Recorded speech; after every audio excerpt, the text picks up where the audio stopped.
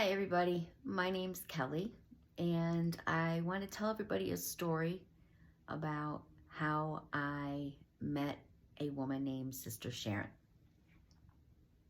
I had been spending the last bit of 25 years of my life in South Florida, and I moved back to Ohio to be with my family. I was born and raised here and just felt natural to come back home. I'm the type of person who doesn't pray for myself very often. I mostly pray for others. And I found myself one evening praying to God that He help me find a job. Because since I had moved to Ohio, I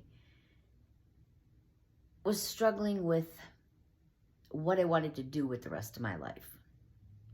God had given me so many talents. I'm an artist.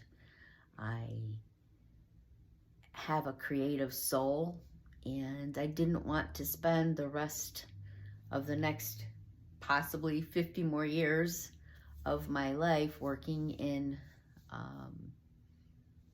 a chain store or restaurant, or I wanted to do something with the gifts that God gave me. And I had been here for about 2 months, and I was starting to run out of money. So I was praying to God for myself this night, and I was asking God to please help me find a position somewhere to do something with the gifts that He gave me. Because God gave me these gifts of creativity and being able to create things out of nothing. And I thought, if God, you gave me these gifts, you've got to have a purpose for me to use them and help me.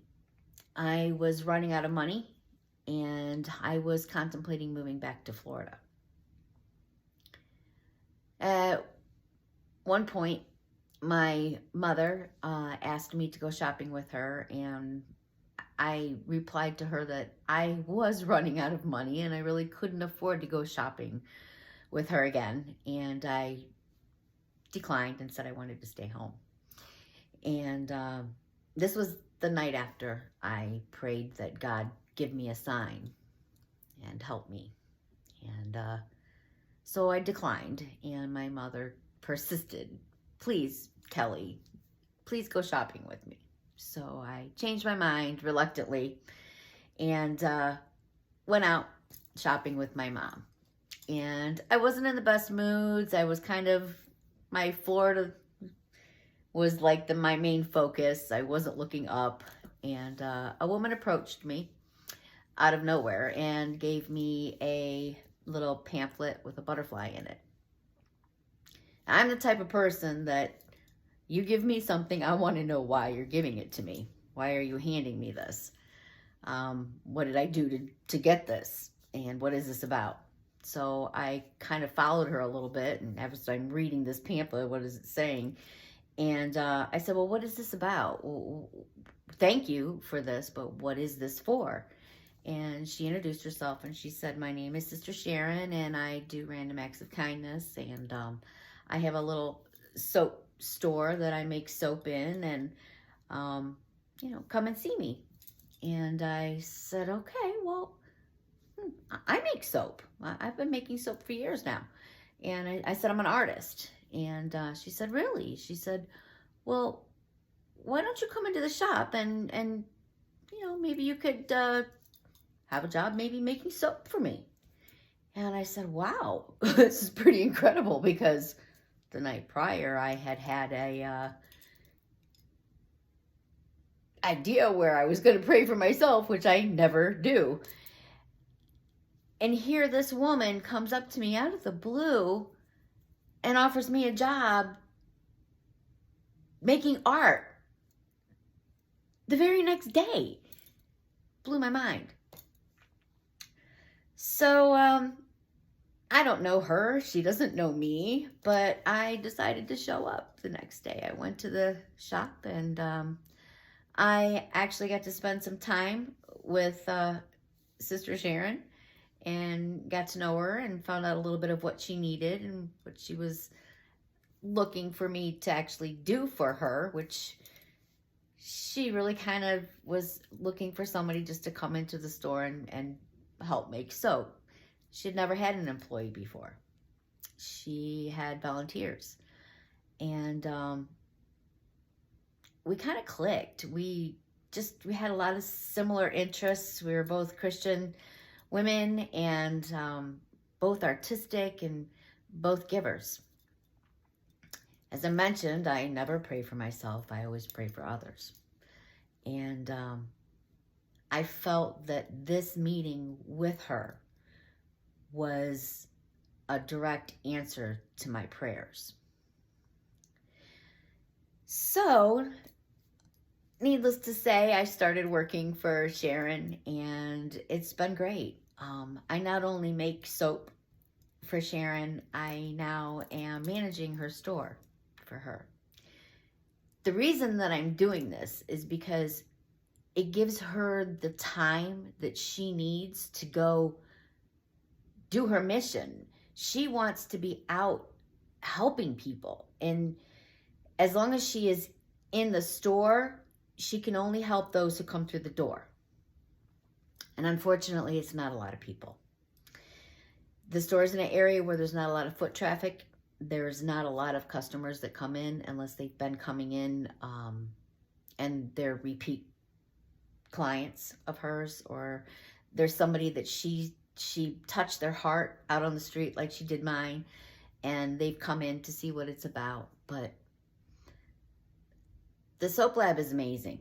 It's not just a place where soap is made. This is where the miracle is, okay? So soap is just a part of it. Soap is helping her fund her mission, which she funds on her own. She does this on her own, and she's been doing it 4 years prior to me ever showing up. She was a one-man show. She did it all. She made the soap. She sold the soap. She went online. She would do her mission. She would give freely to people who needed it. She would be a counselor to people who would come in and would be distraught, have any kind of hurt of the heart, struggling. She is a counselor to them, a type of therapist, sort of. And so the soap lab is not just about soap. People come in there to get healed. They come in to have their issues heard, and she hears them, and she prays over them, and she counsels them, and she gives away, quite frankly, more than she sells. I don't know how she does it. I truly don't. But the woman that I know, that I've been working alongside with for 4 months now, is truly incredible.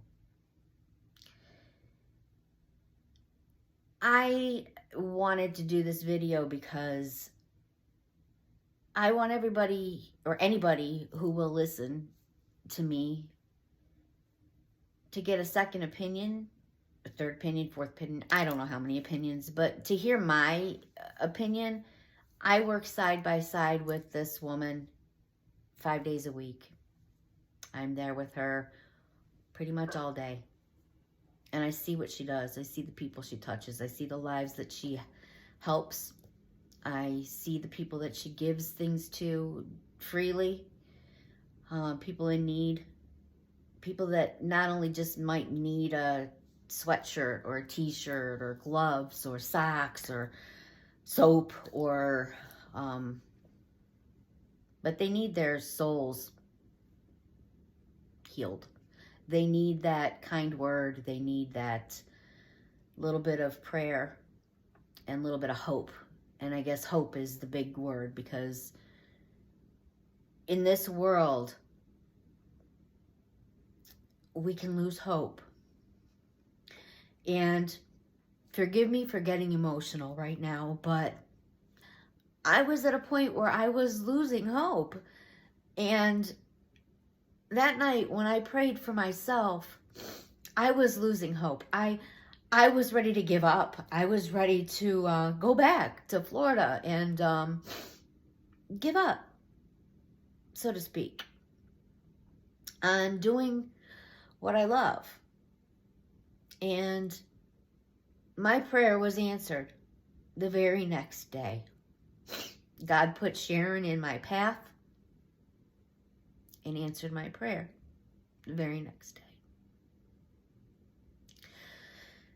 I just wanted everybody to know that if you have any questions about her integrity or what she does, she's genuine. She truly, truly cares about people. She truly is a giver. And people like that are so hard to find. So I just wanted to do this to show my thanks to Sharon and to let everybody know, anybody that'll listen, that she truly is a kind and giving soul, and what she says she means, and what she says she does do, and she does more than what she tells you she does.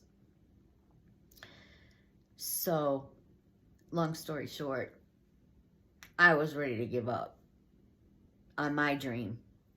And my dream is just begun. And I guess I can tell you guys, the moral of the story is never give up, never quit. It's her mantra. It's the whole idea behind this. Never give up, never quit. Believe miracles can happen. And they happen every day. I watch it every day with her. Every day I see it happen.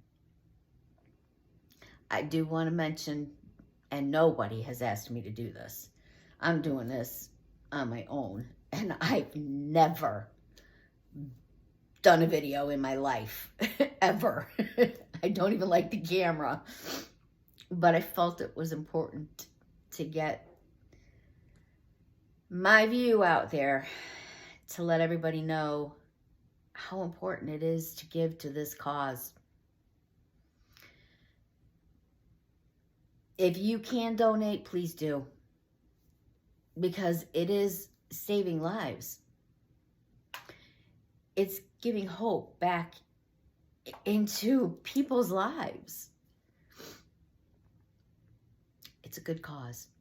I really hope that you, whoever's watching this, can donate so that she can help others who need it. So she can change another life. So she can bring joy to another person. So she can save another life. And I guess that's about it. I just wanted to say thank you for listening to me. Thank you for watching this video. And never give up and never quit.